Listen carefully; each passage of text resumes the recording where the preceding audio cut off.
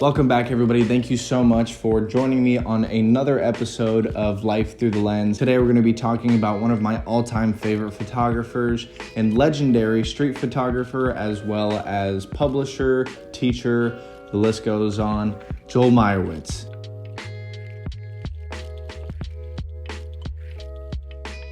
Joel was born in the Bronx in 1939 and graduated from Ohio State University in 1963, where he studied art history, as well as medical illustration. Joel Meyerowitz was heavily influenced by another legendary photographer who's best known for his work titled The Americans, Robert Frank. Joel was so inspired by Robert Frank that he actually quit his job as an art director and started to pursue street photography full-time. He started off in black and white, like many other photographers were during that time period. But the reason why we're talking about him today isn't for his use of black and white and an eye for composition. It's actually for his brilliant use of color.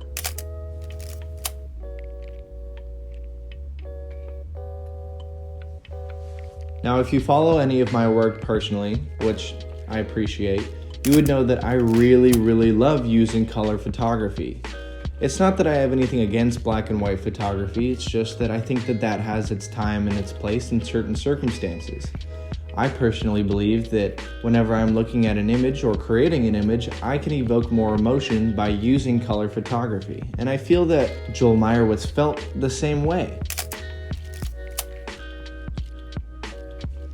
But in a time of so many unsaturated photos, Joel was really going against the status quo. In the 60s, and really up until mid-70s, serious photographers weren't taken serious if they weren't shooting in black and white. You see, artists, especially photographers, don't like to be kept in a box. And up until around 1975, many of the color photographers that you saw shooting only shot for commercial or ads.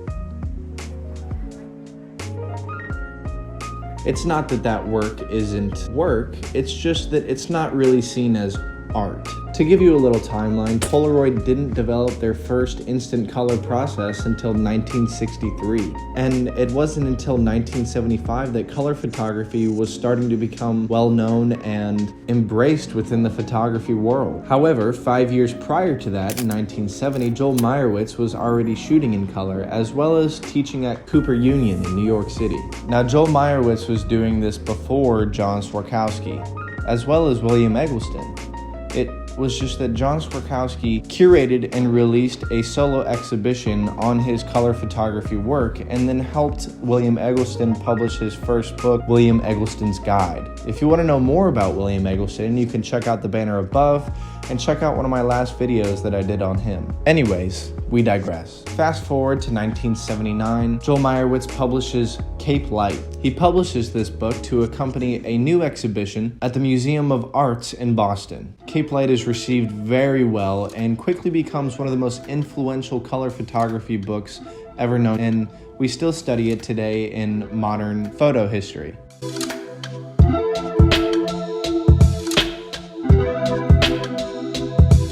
The book is so influential that many new age photographers look to go to Cape Cod to go and experience what Joel Meyerowitz experienced. And I can't lie, I would absolutely love to do the same thing. Joel Meyerowitz went on to publish many more books like Provincetown, Bystander, Where I Find Myself, and St. Louis and the Arch, just to name a few others.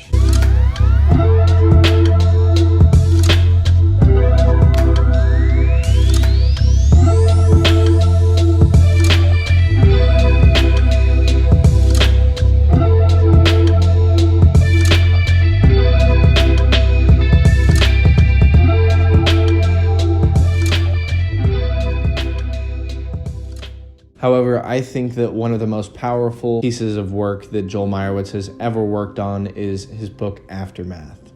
Joel Meyerowitz's way of capturing Ground Zero after the devastation of 9/11 is oddly very compelling to look at.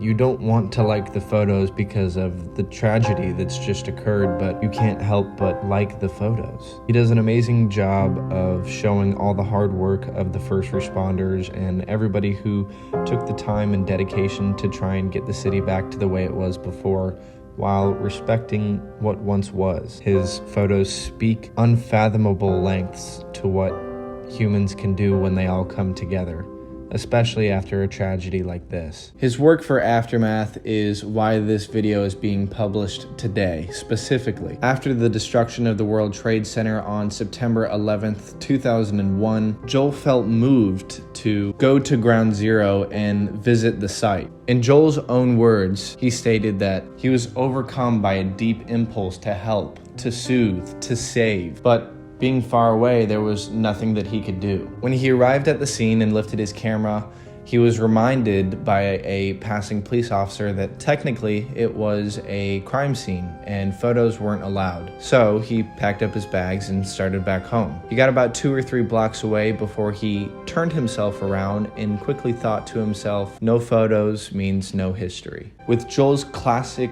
charm and care, he quickly became friends with a lot of the first responders that were at the site. This is what gained him total access to Ground Zero, as well as being the only photographer allowed to capture what he captured. His access led to Joel completing a dedicated archive for the city of New York and forever branded his name into the city that never sleeps.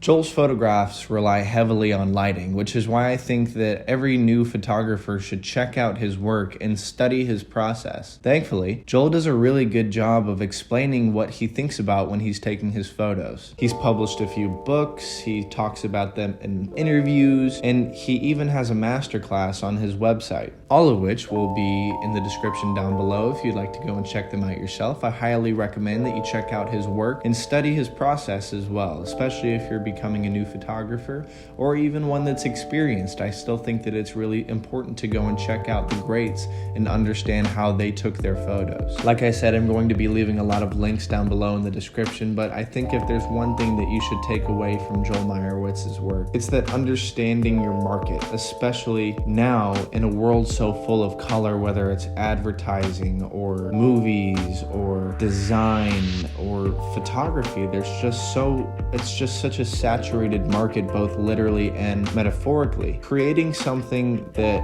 is cohesive and tells a story through the use of color rather than just using color as a means of how we see the world is so important, and it can really set you out from the rest. Finding your why and continuing to shoot it in various different ways is the best way to learn and grow. That's going to be it for me today, guys. Thank you so much for checking out the latest episode of Life Through the Lens. This has been one of my favorite episodes that I've made so far, and I can't wait to talk more about other influential photographers that have done so much for upcoming generations. Don't forget to go and check out more on the YouTube channel, as well as my Instagram, TikTok, as well as my own personal work on my website, all of which will be linked down below if you'd like to check those out. That would be amazing. Also, let me know down in the comments if there's anybody that you want to hear specifically, or any topics about photography in general that you want to hear about specifically, because I would be more than welcome to make videos on those as well.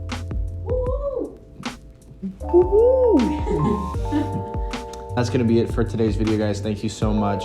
Have a great rest of your day. Don't forget to go out there and tell a story without saying a word. Now get out there and get shooting.